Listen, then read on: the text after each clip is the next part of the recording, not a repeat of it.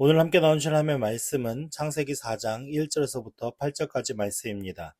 구약성경 5페이지에 있는 창세기 4장 1절부터 8절까지 말씀을 다 함께 합독하시겠습니다.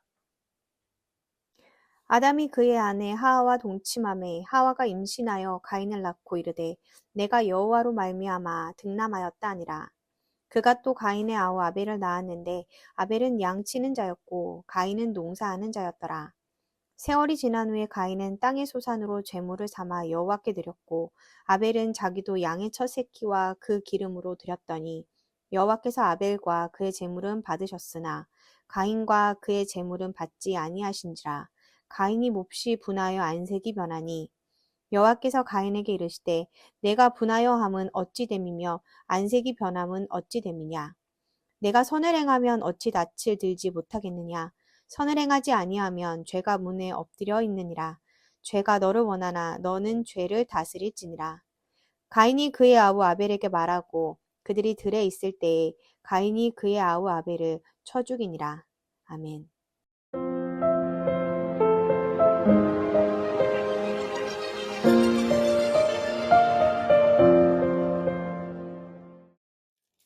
지난주에 저희는 이제 창세기 3장 20절 이하의 말씀을 통하여서 하나님께서 아담과 하와가 범죄한 이후에 무화과 나무 잎을 엮어서 그들의 수치를 가렸던 것을 이제 가죽옷을 지어 입혀 주심으로 말미암아 그들에게 은혜를 주셨고, 그것으로 이제 그들이 또 그 가죽옷을 입고 결국은 그들이 지은 죄로 말미암아 에덴 동산에서 쫓겨나는 그런 말씀을 우리가 살펴보았습니다. 실상은 아담과 하와는 선악과를 따먹는 그 순간에 어떻게 되는 게 정상적인 상황이었죠? 죽어야 되는 게 정상적인 상황입니다. 그럼에도 불구하고 그들에게는 하나님의 은혜 가운데 하나님 앞에 돌아올 수 있는 어떤 은혜의 방편의 길로 결국은 쫓겨나서 그들에게 기회를 주신 것이고, 그것으로 인해서 그들은 더 자신들의 잘못을 깨닫고 회개하며 하나님의 도우심과 하나님의 인도하심에 대한 간구가 그들에게 필요한 상황이었겠죠. 이제 4장으로 넘어와서 그들이 쫓겨난 이후에 가장 먼저 무엇이 이루어졌는지를 보면 4장 1절 말씀에 아담이 그의 아내 하와와 동침하매 하와가 임신하여 가인을 낳고 이르되 라고 말씀합니다. 그러니까 이들이 에덴 동산 쫓겨나서 이제 아담과 하와가 동침하여서 아들을 낳았습니다. 근데 그 아들의 이름이 가인이에요. 근데 이 가인이란 뜻이 무엇이냐면 세운 자 혹은 얻은 자라는 의미예요. 세운 자 혹은 얻은 자. 근데 이 가인을 낳고 나서 하와가 뭐라고 말하면 내가 여호와로 말미암아 득남하였다라고 고백을 합니다. 그래서 이 부분에 대해서 많은 성경학자들의 주석이 여러 가지가 있는데 많은 이제 이들이 많은 일반적인 주석 안에서의 해석이 뭐냐면 아담과 하와가 범죄하고 나서 이제 그들이 에덴 동산에서 쫓겨난 이후에 아담은 열심히 이제 땅을 경작하며 살았겠죠. 그리고 하와는 이제 임신을 하게 되었으니까 임신 출산의 고통이 매우 컸을 것입니다. 그 속에서 그들이 얼마나 하나님의 도우심 가운데 살았는가를 그들이 깨닫고 그들이 아주 힘들게 아들을 낳았을 때 하나님으로 말미암아 낳았다라고 이제 그들이 고백한 것 아니냐라는 게 일반적인 내용이에요. 근데 루터가 이 부분을 뭐라고 해석을 했냐면은 여호와 하나님이 여호와로 말미암아 내가 득남하였다. 아까 자기가 아이를 낳은 것을 하나님으로 말미암아 낳았다라고 고백을 하잖아요. 근데 이 루터는 무엇을 생각했냐면은 그 앞에 3장에 보면 3장에 여자에게 저주를 하면서 하나님께서 15절 말씀에 내가 너로 여자와 원수가 되게 하고 내 후손도 여자의 후손과 원수가 되게 하라니 여자의 후손은 내 머리를 상하게 할 것이요 너는 그의 발꿈치를 상하게 할 것이라 라는 이 말씀이 하와가 가인을 낳았을 때 이루어졌다라고 착각했다라는 거죠. 무슨 얘기인지 이해가 되십니까? 그러니까는 하와가 아이를 낳았는데 이 아이는 어떤 아이인 거예요? 하나님께서 약속하신 아이라고 믿었던 거예요. 그래서 지금 1절 말씀에 내가 뭐라고 얘기해요? 내가 여호와로 말미암아라고 하잖아요. 그러니까 여호와로 하나님으로 말미암아라고 하지 않고 여호와로 말미암아라고 하잖아요. 그러니까 이 여호와라는 단어가 나오면 어떤 의미를 담고 있다고요? 언약의 관계 안에서 이루어진 말이라고 했잖아요. 그래서 루터는 이 부분을 그렇게 해석합니다. 그래서 하와가 가인을 오해하는 거죠. 왜냐하면 그 여자의 후손으로 올 하나님께서 정하신 아이라고 믿었다라고 이제 해석을 했습니다. 근데 그것이 정확한지 아닌지는 아무도 알 수 없습니다. 이 부분에 대해서 명료하게 하나님께서 말씀하신 부분이 없기 때문에 그냥 그런 이야기가 있다라는 정도로 여러분들이 아셨으면 좋겠고, 이 얘기를 왜 이렇게까지 해석을 하냐면은 그 다음에 2절 말씀 때문에 그래요. 원래는 여기 여호와로 말미암아 득남하였다라는 것을 직역하면 어떤 의미냐면 여호와께서 함께 하심으로 내가 득남하였다라는 의미거든요. 근데 문제는 2절이에요. 2절에 보면 그가 또 가인의 아우 아벨을 낳았는데 라고 말씀하잖아요. 근데 이 아벨의 이름의 뜻이 무엇인지 아십니까? 아벨의 이름의 뜻이 24시다, 증발하다, 허무, 허탄 이런 식으로 번역이 되어져요. 그러니까 이게 어떤 의미냐면 내쉬는 순간 사라지는 호흡이나 해가 뜨면 금방 증발하는 아침 이슬처럼 덧없는 인생의 유한함을 나타내는 말이에요. 그러니까는 가인은 이름을 어떻게 했어요? 네? 하나님이 함께 하셨다, 하나님이 낳게 하셨다, 하나님이 득남하게 하셨다 라고 가인의 이름을 줬는데 아벨을 낳을 때는 허무해, 허탄해, 의미 없어, 덧없어 이런 의미로 지은 거예요. 그러니까 이게 이상하잖아요. 그러니까는 루터는 어떻게 생각했냐면 이 앞에 1절에 가인이 하나님이 약속하신 그 자녀, 근데 그 다음에 낳은 그 다음이 성경에 우리가 생각해야 될 게 뭐냐면 성경에 나오는 인물들이 딱 시간 순서에 맞춰서 딱 그 인물들의 일들을 쓴 게 아닌 거예요.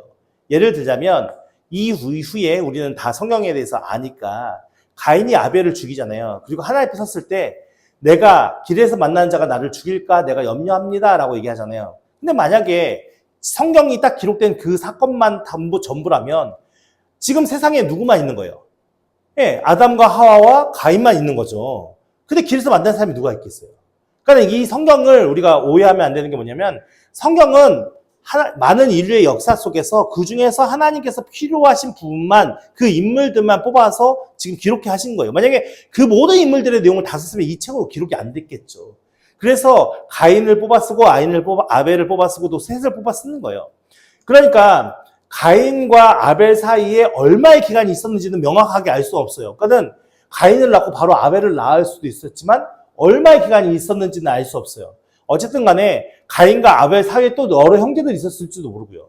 어쨌든 간에 가인을 낳고 아벨을 낳았는데 가인의 이름은 얻은 자, 세운 자라는 의미를 담고 있고 아벨의 이름은 허무, 허탄 이런 의미를 담고 있으니까 이 사이에 무엇인가 연관관계가 있지 않을까라고 성경학자들은 이제 그 의미를 찾으려고 애썼고 그 속에서 루터는 어떤 의미를 찾았냐면은 가인은 하나님께서 3장 15절에 약속한 그 언약의 후손이다라고 믿었던 것이고 그리고 그 가인을 키우면서 언약의 후손이면 사실 어떻게 돼야 돼요? 모든 것이 하나님 은혜 안에서 일이 잘 풀려야 될 거 아니에요. 근데 그 자녀를 키우다 보면 어떤 일이 벌어지겠어요? 여러 가지 많은 일들의 어려움이 닥치겠죠. 그러면서 결국 그 아이를 키우는 과정 속에서 하와가 인생은 무상한 거야. 어차피 우리가 이렇게 살다가 죽을 거 아니야. 이렇게 고생하면서 살다가 우리는 죽을 수밖에 덧없는 인생이야 라는 것이 깨달아져서 아벨의 이름을 아벨이가 지은 거 아니냐라고 그냥 추측하는 거죠. 추론하는 거죠. 근데 실상은 모릅니다. 명확한 건 아무것도 없습니다. 거기는 정확하게 기록되어 말씀하신 부분이 아니기 때문에 그냥 대략 그런 이야기가 있다더라 라고만 여러분들 이해하셨으면 좋겠고 어쨌든 간에 아벨을 낳았는데 아벨은 어떤 자예요? 양치는 자예요. 양치는 자. 여기서 그냥 양치는 자라는 표현으로만 나왔지만 이 단어가 원래는 모든 가축을 치는 자예요. 그러니까 양만 치는 게 아니라 모든 가축을 치는 자. 근데 가인은 농사하는 자라고 이제 표현을 합니다. 그러니까 각자가 가진 하나님 앞에 받은 달란트와 하나님이 가진 직업으로 자신의 일을 하는 거예요. 아벨은 목축업을 하는 거고 가인은 농사 일을 하는 것이죠. 3절 말씀에 세월이 지난 후라는 단어가 우리가 일반적으로 그냥 세월이 지난 후라고 이제 우리가 보지만 이 세월이라는 단어는 날들이 이렇게 계속 모인 날을 얘기하는 거예요. 날들을 얘기하는 거예요. 날이 하루가 있잖아요. 그 하루가 계속 모이면 날들이 되잖아요. 그 날들을 얘기하는데 이 날들이 무한한 날들을 얘기하는 게 아니에요. 어떤 끝이 있는 날들을 얘기하는 거예요. 그리고 지나다라는 이 지나는 원래는 어떤 의미냐면 뭐뭇의 끝으로부터예요. 근데 이 단어가 재밌는 거는 성경에서 주로 심판을 다루는 문맥에서 사용되었어요. 그러니까는 이 세월이 지난 어느 시점을 말하는 것이 아니라 하나님께서는 가인과 아벨을 평가하시고 심사하실 때가 되었다는 그런 의미를 담고 있을 수 있다고 보거든요. 그러니까 이게 어느 날 갑자기 가인과 아벨이 하나님 앞에 제사 지내야지 이렇게 제사를 지내는 게 아니라 정해진 시간이 있었다는 거예요. 하나님 앞에서. 근데 이거를 어떤 학자들은 뭐라고 얘기하면 이 세월이 지난 후를 한 분기, 한 계절, 한 절기로 보는 학자들도 있어요. 그러니까 예를 들어서 농사를 지면 우리가 어떤 지역은 1모작을 하는 데가 있고 어느 지역은 2모작을 하는 데가 있잖아요. 그 얘기는 2번 한다는 얘기잖아요. 1년 안에. 그런 것처럼 한 분기, 한 모작을 하든 2모작을 하든 그것을 통해서 결과물이 나왔을 때 예를 들면 농사하는 자들은 농사를 지음으로 말미암아 열매를 추수할 때가 있을 거 아니에요. 그 추수할 때를 얘기한다라고 하는 학자들도 있고 양 치는 자들도 양을 치다 보면 어떤 일이 벌어져요? 새끼들이 낳잖아요. 양이 죽기도 하지만 새끼들도 나니까 그 새끼들이 낳았을 때 그런 때를 지정하는 것 아니냐라고 이야기하는 학자들도 있어요. 어쨌든 간에 이 세월이 지난 후에는 갑자기 어느 순간 가인과 아벨이 하나님 앞에 제사를 지내기 위한 일이 아니라 미리 정해져 있었던 그 시기라는 것을 우리가 좀 이해했으면 좋겠고요. 가인은 땅의 소산으로 제물을 삼아 여호와께 드렸어요. 그러니까는 우리가 인류가 죄를 짓고 범죄함으로 말미암아 에덴 동산에서 쫓겨난 이후에 자녀를 낳았잖아요. 자녀를 낳았는데 그 자녀들이 직업을 가지고 나서 성경에 기록된 첫 번째 사건이 무엇이냐면 하나님께 예배를 드리는 거죠. 제사를 드린다는 건 하나님께 예배를 드린다는 거잖아요. 그러니까는 우리가 좀 이해해야 할 것이 뭐냐면 오늘 살아가는 우리의 삶이 사실은 예배자의 삶이 되어야 돼요. 여러분 예배를 왜 드리죠? 예배를 드리는 이유와 목적이 무엇입니까? 예배를 드리는 이유가 무엇입니까? 예배라는 것은 내가 내 인생의 주인이 아니라 내 인생의 주인이 여호와 하나님이라고 믿는 거예요. 내 모든 삶의 주인이 여호와 하나님, 그 하나님께서 내게 주시는 것으로 내가 열심히 나의 삶을 하나님을 위해 살다가 정해진 시간에 하나님 앞에 그 감사와 찬양과 영광을 돌리기 위해 모인 게 예배예요. 그러니까 이 예배자의 삶이 왜 중요하냐면 사도 바울이 자신의 삶의 전체를 예배자로 봤어요. 그것이 어떻게 나타나면 디모데후서 4장 6절 말씀에 전제와 같이 내가 벌써 부어지고 나의 떠날 시각이 가까웠도다라는 이 의미만 봤을 때는 우리가 잘 이해가 안 되잖아요. 근데 전제와 같이 내가 부어지다라는 이 말은 뭐냐면 제사를 지낼 때 양이나 소나 염소나 이런 걸 잡아 제사를 지낼 거 아니에요. 그 제사를 지낼 때 포도주를 각 동물의 종류에 따라서 일정한 양만큼을 따로 보관해 뒀어요. 그 포도주를 보관해 뒀다가 제사가 다 끝나잖아요. 다 태워주고 끝났을 때 그 제단에다가 마지막에 이 제사가 다 하나님 앞에 드려주고 끝났다라는 의미로 그 포도주를 부었단 말이에요. 그걸 얘기하는 거예요. 그러니까 자신의 삶이 열심히 주를 위해 살아왔다가 이제 어떻게 사도 바울이 느끼냐면 이제 나는 이 세상에 하나님께서 내게 보내주신 모든 삶을 마치고 이제 하나님 나라로 가게 될 텐데 그것이 마치 나의 인생이 하나님 앞에 제사를 드리는 예배자잖아요. 제사가. 그 제사를 지내는 것처럼 그런 삶을 살았고 결국에는 이 마지막 순간이 내가 하나님 앞에 그 포도주를 부어서 나의 모든 제사가 끝났다는 것처럼 내가 하나님 앞에 부어지는 거야. 그래서 나의 떠날 시각이 가까웠도다라고 고백하는 거거든요. 그러니까는 우리가 오늘 살아가는 삶은 사실은 어떤 가치로 살아야 하는 거냐면 내가 나의 삶을 잘 개척하는 삶이 아니라 내가 나의 삶을 열심히 명예롭게 영화롭게 사는 삶이 아니라 사실은 아담과 하와가 쫓겨나기 전에는 원래 어떤 상황이어야 되는 거예요? 죽임을 당하는 게 마땅한 삶인 거예요. 그들에게 기회, 하나님께서 은혜를 주신 거잖아요. 그처럼 오늘 우리에게도 은혜를 주시는 거예요.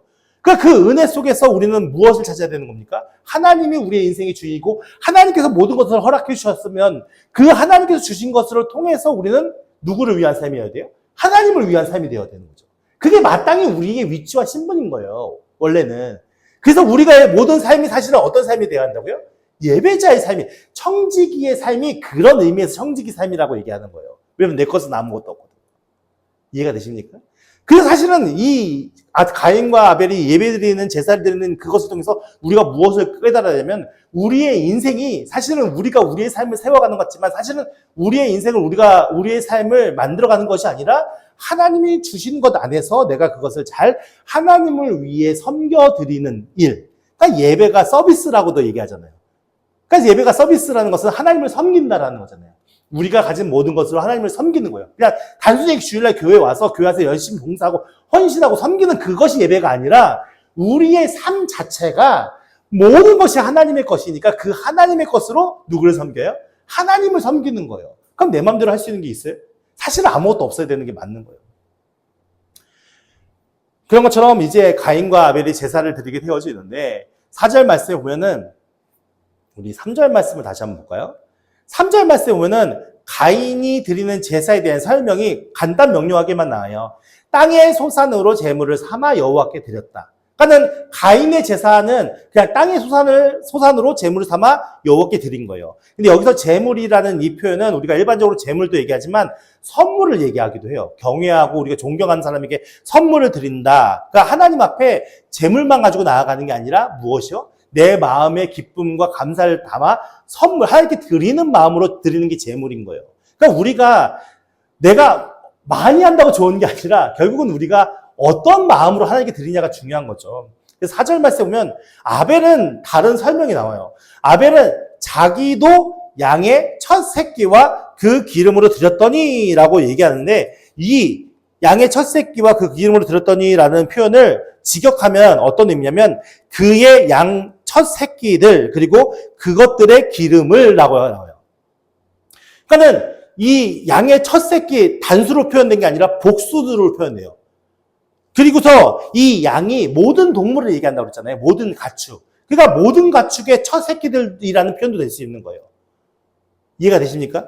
그러니까는 이 아벨이 그 첫 새끼, 모든 양의 첫 새끼라는 의미 속에는 그것들의 가장 좋은 것, 우두머리, 대장 이런 의미를 포함시키고 있거든요. 그러니까는 아벨이 드린 제물은 가장 좋은 거지. 여기서 그 기름이라는 표현은 일반적으로 우리가 지방을 얘기하지만 지방이 아니라 그 동물 안에 가장 중요한 부분, 가장 뭐랄까요? 고급지고 가장 값진 것을 얘기하는 거예요. 그러니까 아벨의 가인의 제사는 땅의 소산으로 드렸다고만 표현되었지만 아벨의 제사는 어떤 거예요? 가장 자기가 최상의 것으로 하나님께 드린 것처럼 표현이 된 거예요. 이 표현 속에. 그러면서 하나님께서는 어떻게 하셨다고요? 아벨과 그의 제물은 하나님께서 받으셨다라고 표현하는데 이 받다라는 말이 재미있는 게 뭐냐면 그냥 받는다라는 의미도 있지만 응시하다, 둘러보다라는 의미도 있어요. 그러니까는 그 의미를 같이 넣어서 생각해 본다면 어떻게 하냐면 하나님께서는 그 제물만을 응시하고 보신 것이 아니라 아벨 자체의 삶을 응시하고 둘러보셨다는 의미도 담겨져 있는 거예요. 그러니까 아벨이 그 제물을 준비해 오는 과정, 그 모든 것들을 하나님께서 아벨의 삶을 응시해 보셨고 둘러보셨고 그 아벨이 그 제물을 가져왔었을 때 그것을 하나님께서 기쁘게 받으셨다라는 의미가 담고 있거든요.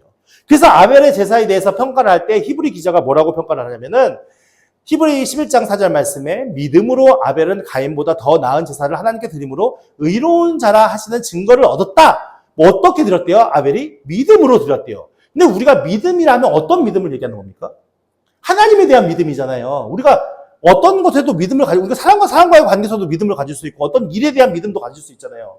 근데 여기서 말하는 믿음은 무엇을 얘기하냐면, 하나님과의 관계 안에서의 믿음을 얘기하는 거잖아요. 그러니까 결국 뭡니까? 하나님의 약속을 믿고, 하나님의 말씀을 믿고, 그 하나님의 인도하심을 믿고, 그 하나님의 역사심을 믿는 거잖아요. 하나님과 결부되지 않은 믿음은 없단 말이죠. 그러니까 결국, 믿음으로 아벨은 가인보다 더 나은 제사를 드렸다라는 이 표현 속에, 가인보다 아벨이 훨씬 더 하나님 앞에 살려고 노력했다는 걸 알 수 있는 거죠. 그러니까 아벨이 좋은 것을 하나님께 드렸을 때 그냥 드린 게 아니라 이미 그 아벨의 삶 속에는 하나님과 동행하는 삶이 있었고 그것을 통해서 하나님께 드렸다는 것을 우리가 추론해 볼 수 있는 것이죠. 근데 5절 말씀 보니까 아벨과 그의 제물은 받지 아니하신지라라고 표현이 되어 있어요. 근데 여기서 받지 아니하신지라라는 이 말씀은 강한 부정어거든요. 그러니까 절대로 뭘 하지 않았다는 얘기예요. 그러니까는 아벨의 제사를 하나님께서 기쁘게 흠양하셨는데 가인의 제사는 절대 받지 않으셨다는 거예요. 그러니까 가인의 제사를 절대 받으시지 않았다는 것은 아까 아벨은 제물만 받았다는 겁니까? 아니잖아요. 그의 삶 전체를 받으셨다는 거잖아요. 그러니까 가인의 제물을 가져왔을 때 하나님께서 절대 받지 않으셨다는 것은 그의 제물만 받지 않았다는 얘기입니까? 아니요, 그의 삶 자체를 받지 않으셨다는 얘기예요. 그러니까 우리가 하나님께서 부여하신 삶을 사는데, 하나님의 은혜로 우리에게 부여해 주신 삶을 사는데, 그 삶의 가치가 우리가 하나님을 향한 삶이 아니면 하나님께서 인정하신다는 거예요? 안 인정하신다는 거예요? 결국 인정하지 않는다는 거예요. 근데 가인 나름대로 열심히 살았겠죠. 그러니까 가인이 그 다음에 어떤 반응을 보입니까? 가인이 몹시 분하여 안색이 변했대요. 그러니까 여기서 몹시 분하다는 것은 단순히 이게 분하다라는 의미를 넘어서 진노하다, 미치다, 한탄하다, 근심하다, 정상적인 상태를 벗어난 심리 상태를 얘기하는 거예요. 그리고 여기서 안색이 변하는 것은 얼굴색이 변했다는 걸 얘기하는 게 아니라 우리가 보통 어떤 일이 있는데 화가 막 나요. 막 치밀어 오는 화를 어쩔 수 없어요.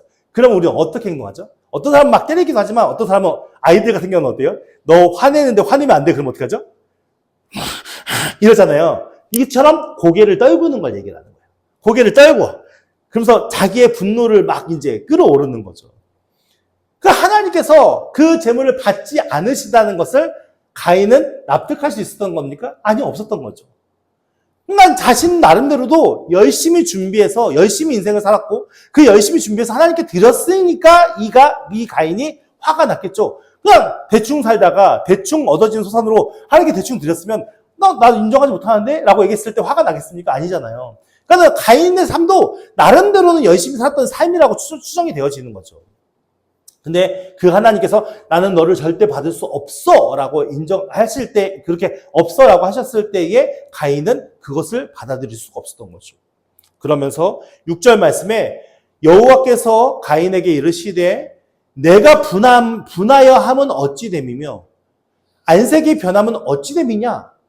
그러니까 이 말씀은 하나님께서 가인의 것은 이미 가인 스스로도 옳지 않은 행동이라는 것을 알았다는 거죠.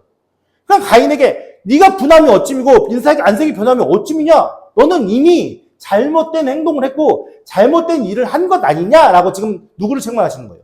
가인을 책망하시는 거예요. 그러면 이 하나님의 자신에 대한 책망의 어떤 그런 일들을 가인이 들었을 때 사실은 정상적이라면 어떻게 반응해야 되는 겁니까? 어떻게 반응이 옳은 겁니까? 회개해야죠. 하나님, 제가 범죄하였습니다. 제가 무엇을 잘못했을까요? 잘못한 게 모르겠다면 자신의 잘못한 것에 대해서 물어봐야 되는 것이고 자신이 잘못한 게 있다면 그것을 인정하고 돌이켜야 되는 게 맞는 거야. 땅이 행해야 할 일인 거예요. 근데 죄라는 게 참 무서운 게 인정합니까? 인정합니까? 아담과 하와도 인정 안 했잖아요. 아담과 하와도 결국 어떻게 했습니까? 그 죄 앞에서 핑계대잖아요. 보십시오. 7절 말씀에 하나님께서 그렇게 책망하시면서 내가 선을 행하면 어찌 낯을 들지 못하겠느냐. 그러니까 선을 행하지 못했다라는 것을 얘기하죠. 그러니까 선을 행했다는 것과 안 하는 것, 그게 무엇으로 구분되어지겠습니까? 우리가 착한 일을 한 게 선입니까? 아닌 거예요. 하나님의 뜻대로 한 게 선인 거예요.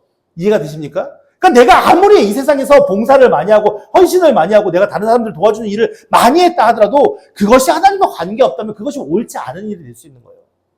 그러니까 가인이, 하나님께서 어떤 사람들은, 어떤 학자들은 이렇게 해석하잖아요.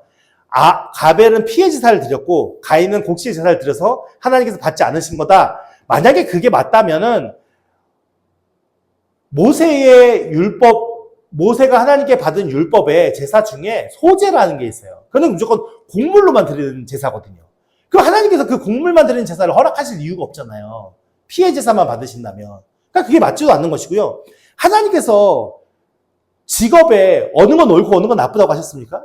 아니, 모든 직업은 하나님이 주신 재능과 달란트 안에서 선택되어지는 일이기 때문에 하나님께서 그 직업에 대해서 차별을 두시거나 그 직업에 대해서 무엇이 옳다 나쁘다 차등을 두신 적이 한 번도 없어요. 물론 오늘날 인간들이 너무나도 악한 직업들을 만들어낸 건 있지만 사실 하나님께서 허락하신 직업들은 다 그 안에서 인간들이 서로 이롭게 유용하게 활용될 수 있는 일들을 허락해 주셨단 말이죠.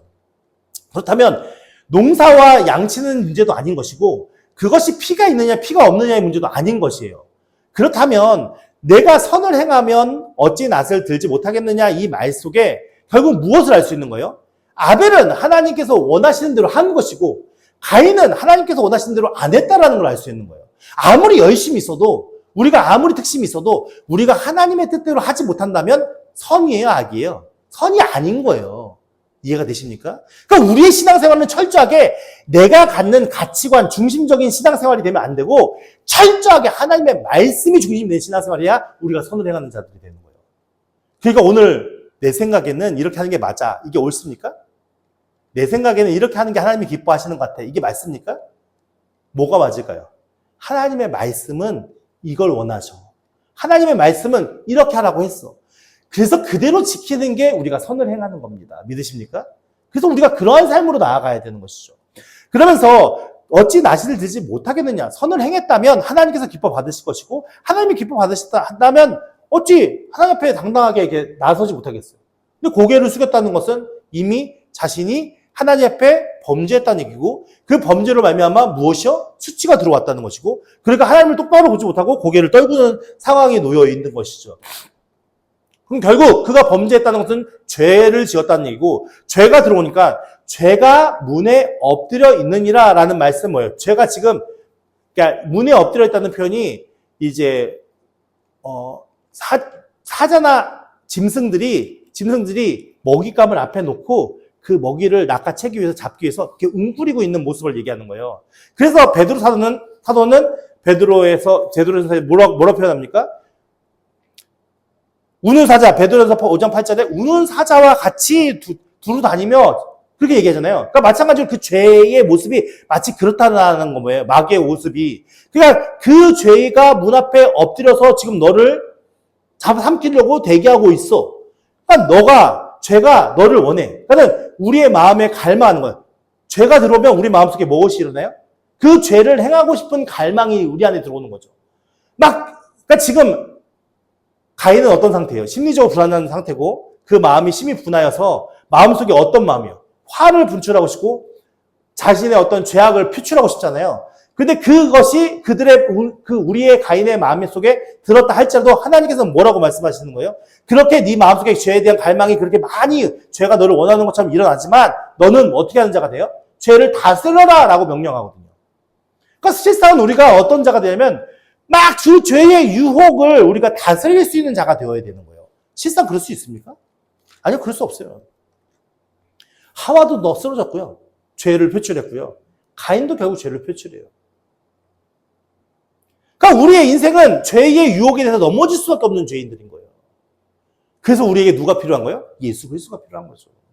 그래서 하나님께서 가족옷을 지어 입히시는 의미가 매우 중요한 가운데 있는 거예요, 우리에게. 그러면서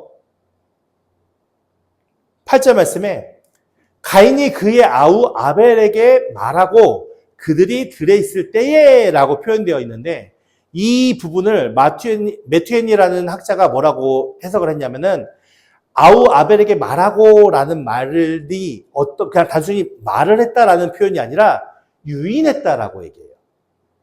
그러니까 이미 죽이려고 작정을 하고 계획적으로 그 아우를 살해하려는 의도를 가지고 유인한 이후에 들에서 돌로 쳐 죽였다라고 얘기해요. 그러니까 이게 얼마나 끔찍한 일입니까?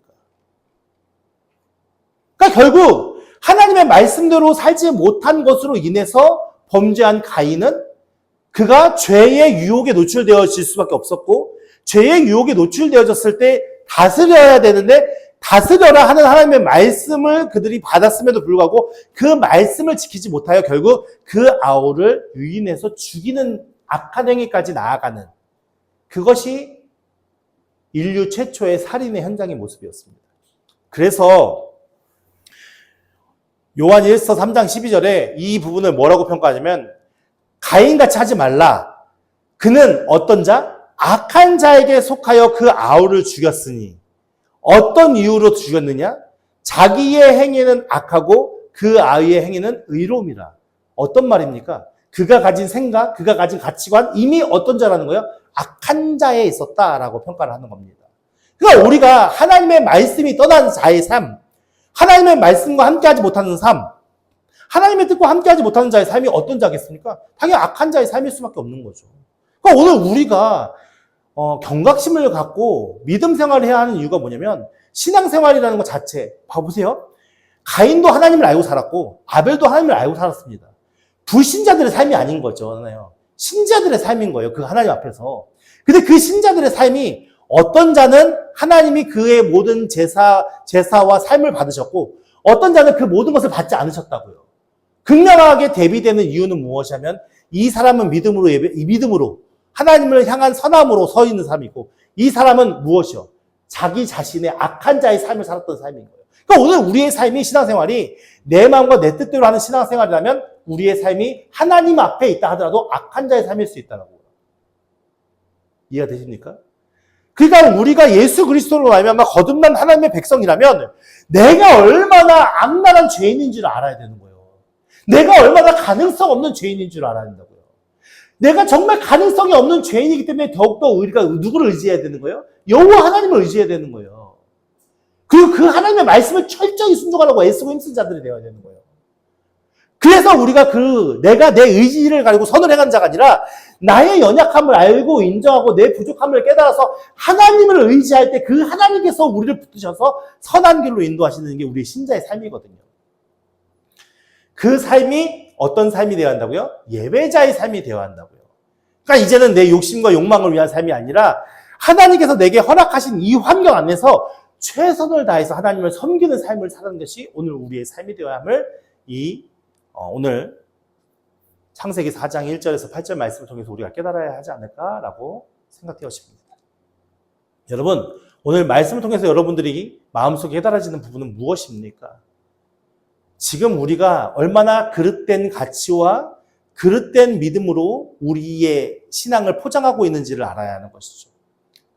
정말 우리가 하나님의 말씀이 없이 그 하나님의 순종 없이 우리가 거룩한 삶을 살아갈 수 없다라는 것을 깨닫는 우리가 모두가 되기를 예수님을 축원드립니다. 그래서 이제는 이 세상에 하나님께서 찾으시는 많은 예배자들이 있을 거 아니에요. 그게 우리가 되기를 기도하는 우리 모두가 되기를 예수님을 축원드립니다. 그 하나님의 마음을 흡족하게 할 수 있는 예배자의 삶. 그것이 오늘 우리의 삶이 되기를 하나님께 소망하며 기도하며 우리의 삶을 세워가는 은혜가 있기를 예수님으로 축원드립니다. 그래서 우리가 이 세상에서 잘 사는 게 중요한 게 아니라 하나님 앞에 인정받는 삶이 중요하잖아요. 그 하나님에 섰을 때 그 하나님이 인정하시는 믿음으로 서는 게 중요하잖아요. 우리가 그것을 소망하면서 이제는 내가 가지고 있던 죄악된, 거짓된 모든 신앙관, 종교 생활을 벗어버리고 진실된 마음으로 하나님을 섬기고 주의 말씀을 섬기며 하나님을 위한 예배자로 살아가는 우리 모두가 되기를 예수님으로 축원드립니다. 우리 함께